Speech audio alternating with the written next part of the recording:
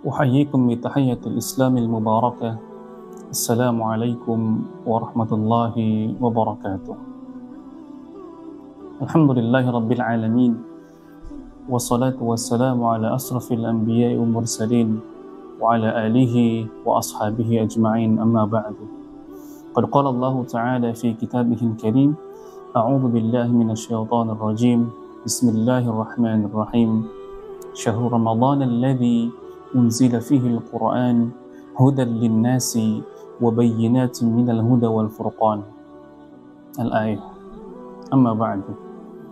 Sahabat Ramadan yang berbahagia, kalaulah kita sedang sholat di depan Ka'bah, kita masih sulit untuk khusyuk dan kita masih sulit untuk menangis di depan Ka'bah dalam sholat kita, dengan keagungan Ka'bah yang kita kenal, dengan pahala sholat di depan Ka'bah yang kita faham, tapi masih sulit untuk kita untuk menangis, maka rumah Allah mana lagi yang dapat membuat kita menangis ketika kita sholat. Dan kalaulah kematian dari ibu kita, kematian dari bapak kita, kakak kita, atau adik kita yang ada di depan mata kita, itu tak bisa membuat kita untuk bertaubat dan kembali kepada Allah, maka momen apalagi yang dapat mampu untuk menjadikan kita bertaubat dan kembali kepada Allah Subhanahu wa Ta'ala. Dan kalaulah momen Ramadan yang agung ini masih tak mampu menjadikan kita untuk maksimal dalam sedekah kita, momen Ramadan yang agung ini masih tak mampu untuk menjadikan kita maksimal dalam sholat kita, momen Ramadan ini masih tak mampu untuk menjadikan kita maksimal dalam tilawah Quran kita, dan momen Ramadan ini pun masih tak mampu untuk menjadikan kita maksimal dalam meraih maghfirah Allah, ampunan Allah yang Allah tebarkan di bulan Ramadan ini. Maka bulan mana lagi yang mampu menjadikan kita untuk giat bersungguh-sungguh dalam melakukan amal-amal yang agung dan mulia tersebut. Sahabat Ramadan yang Allah muliakan, mari kita sejenak mengingat apa itu Ramadan. Ramadan dalam bahasa Arab dari kata ra, mim, dan dhad, atau Ramadhan, di mana makna Ramadhan itu bermakna sama dengan makna ihtaraqa atau haraqa yahriku, yang bermakna membakar. Memang secara iklim rata-rata Ramadan itu terjadi di bulan di mana cuaca itu cukup panas dan membakar. Dan di antara makna turunannya adalah para ulama mengatakan bahwasanya Ramadan itu adalah tarmidu adz-dzunub atau tahriku adz-dzunub bil a'malis shalihat. Ramadan fungsinya adalah untuk membakar dosa-dosa kita dan untuk melebur dosa kita dengan amal soleh yang kita kerjakan di bulan ini. Sahabat Ramadan yang Allah muliakan, betapa banyak di antara kita yang telah melewati berkali-kali Ramadan, yang kalau umurnya 30 tahun bisa jadi dia telah melewati 15-an kali Ramadan, yang kalaulah umurnya 40 tahun bisa jadi 20 kali Ramadan telah dia lewati. Bahkan yang mungkin umurnya sudah 50 tahun, 60 tahun, atau 70 tahun bahkan, mungkin bisa jadi 30, 40, atau 50 kali Ramadan telah lewat dalam hidupnya. Dan ingatkah kita, itu hanya deret angka, yang berarti itu baru sekedar kuantitas Ramadan kita. Dan angka-angka tersebut sekali lagi belum bisa memastikan kualitas Ramadan kita itu sampai mana. Sahabat Ramadan yang Allah muliakan, apakah kita sadar dan menyadari jika ibadah Ramadan kita ini bisa jadi adalah ibadah Ramadan terakhir kita? Bagaimana jikalau suapan sahur yang kita makan tadi malam itu adalah suapan sahur terakhir kita? Bagaimana kalau kurma yang tadi kita makan ketika kita berbuka adalah kurma yang terakhir untuk kita, menjadi rezeki akhir kita? Bagaimana jika tegukan air dalam buka tadi atau dalam berbuka puasa tadi itu menjadi tegukan air terakhir kita? Bagaimana kalau tarawih, sholat, qiyamul lail yang kita kerjakan, tilawah yang kita kerjakan di bulan ini menjadi tilawah terakhir kita di bulan Ramadan ini. Maka di poin ini kita harus terus berintrospeksi agar tiap senti ibadah kita tidak melulu kita mengejar kuantitas, akan tetapi kita juga harus membarenginya dengan kualitas amal ibadah yang kita lakukan. Sahabat Ramadan yang Allah muliakan, Syekh Ismail Abdurrahman memberikan tips dan trik agar bagaimana kualitas Ramadan kita itu meningkat di bulan ini. Yang pertama, Syekh mengatakan bahwasanya kita mesti faham kedudukan puasa, kedudukan saum Ramadan dalam syariat ini seperti apa kedudukannya, setinggi apa derajatnya. Mengapa? Karena berlian yang indah itu, berlian yang mulia itu akan dianggap mulia bagi yang dan mahal bagi orang yang faham dan mengerti ilmunya. Poin yang kedua, kita harus memahami fadilah saum itu. Bagaimana saum itu dikatakan dalam Al-Quran suratul Ahzab bahwasanya saum adalah babun min abwabil maghfirah. Bagaimana dalam riwayat hadis yang lain bahwasanya as-saum huwa nisfus sabr. Saum adalah setengah dari kesabaran. Wa as-sabru huwa nisful iman. Kesabaran adalah setengah daripada iman. Sehingga saum itu derajatnya seperempat daripada keimanan kita. Kita juga faham dan kenal bagaimana bahwasanya saum ini, puasa yang kita lakukan, ibadahnya, pahalanya kelak yang balas adalah Allah semata. Khusus untuk Allah. As-saumu li. Saum adalah untukku, kata Allah Subhanahu wa taala. Dan kita juga faham bahwasanya kelak akan ada pintu khusus untuk mereka ahli puasa, ahli saum. Dan sesungguhnya saum ini menjadi benteng daripada kita, daripada api neraka. Kita harus paham fadilah itu, dan kita harus mengenal, mengkaji kembali. Poin yang kedua. Yang ketiga, kita harus paham bagaimana cara menuai, memanen pahala di bulan Ramadan ini. Jangan sampai kita meninggalkan salah satu sunnah Rasulullah yang Allah dan Rasulnya anjurkan di bulan ini. Dan yang keempat, yang terakhir, kita juga harus paham bagaimana syarat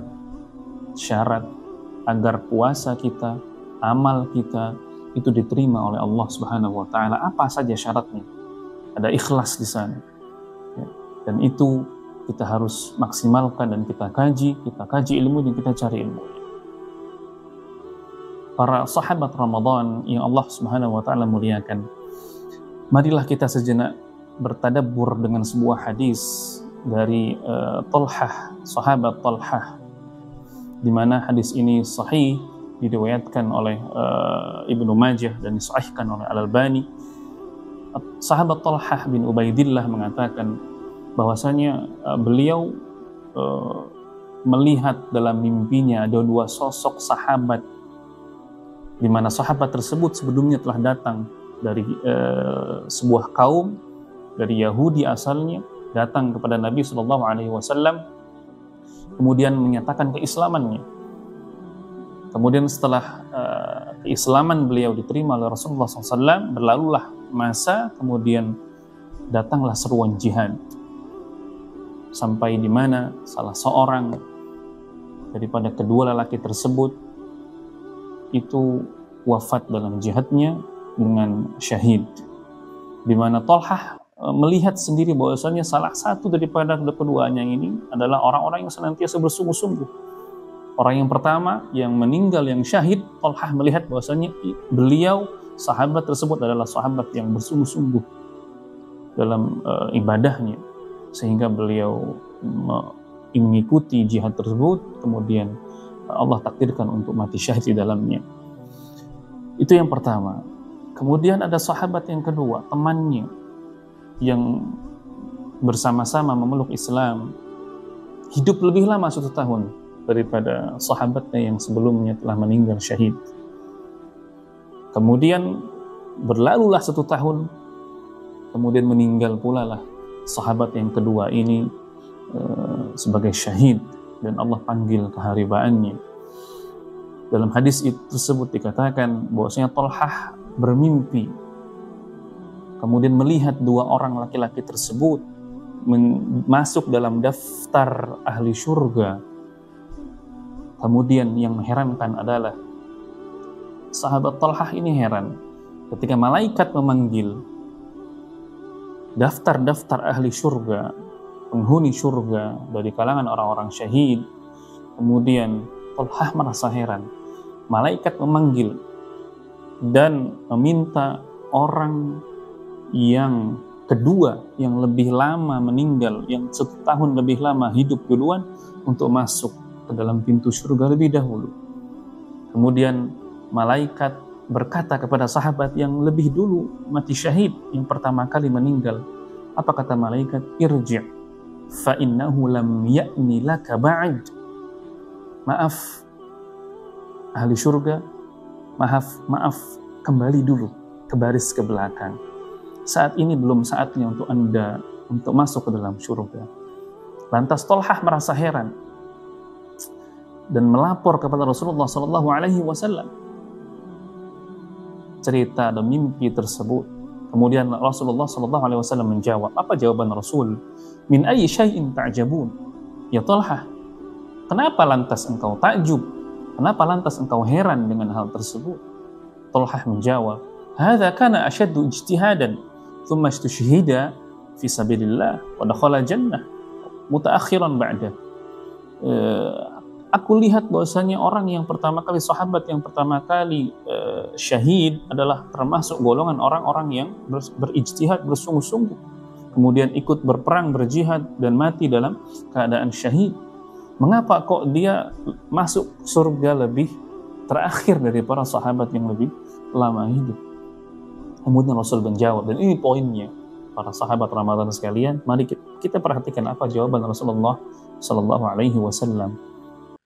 Rasulullah SAW menjawab, alaysa qad makatha ba'dahu sanah wa adraka Ramadan wa qama qiyamahu fa shalla kadza wa kadza raka'atan aw sajdatan fi sanah. Kata Rasulullah SAW demikian, yang artinya, wahai Talhah, bukankah sahabat yang lebih lama meninggal, yang hidupnya lebih 1 tahun itu telah berlanjut hidupnya 1 tahun, kemudian ia mendapati masuk ke dalam 1 bulan yang mulia, yaitu bulan Ramadan, kemudian ia saum di sana, kemudian ia sholat di sana dengan berbagai macam sholat dan banyak sekali rakaat yang dia kerjakan. Kemudian Rasul menutup sabdanya dengan falama bainahuma ab'ad ma bainas sama'i wal ard. Pastinya, tentunya antara sahabat yang lebih dahulu meninggal Allah jemput, Allah panggil, dengan sahabat yang lebih lama urutan kedua ada jarak, ada perbedaan, di mana perbedaan itu yang menjadi pembeda adalah Ramadan yang telah ia lalui dengan sungguh-sungguh pula. Sahabat Ramadan yang Allah muliakan, para ulama mengatakan sebuah rahasia penting kenapa orang yang belakangan mati atau sahabat yang belakangan mati tadi atau syahid tadi itu lebih duluan masuk surga daripada sahabat temannya yang lebih dulu mati syahid. Mengapa? Karena ternyata sahabat yang kedua masuk surga itu ia jadikan Ramadan terakhirnya itu lebih sungguh-sungguh. Ia maksimalkan puasa terakhirnya dengan sungguh-sungguh. Ia maksimalkan sedekahnya dengan sungguh-sungguh. Ia maksimalkan tilawah, ia maksimalkan tarawihnya, sehingga kemuliaan itulah yang menjadikan ia mulia kelak di surga dan lebih dahulu dipanggil dari daftar-daftar ahli surga oleh para malaikat. Sehingga ia lebih giat dalam 1 tahun itu dan ia menabung lebih banyak kemuliaan dalam bulan Ramadan terakhir dalam hidupnya. Semoga hadis ini menjadi charger iman kita yang senantiasa harus kita bersungguh-sungguh dalam bulan Ramadan ini, bermujahadah dalam bulan Ramadan ini, terutama teruslah tambah tabungan salat kita, teruslah tambah tabungan investasi sedekah kita dalam bulan ini, teruslah pupuk amal tilawah, amal tarawih yang kita lakukan dalam bulan ini, karena bisa jadi ini adalah momen Ramadan terakhir untuk saya dan untuk kalian semua. Hadza ma aqulu lakum wa barakallahu fikum. Wassalamualaikum warahmatullahi wabarakatuh.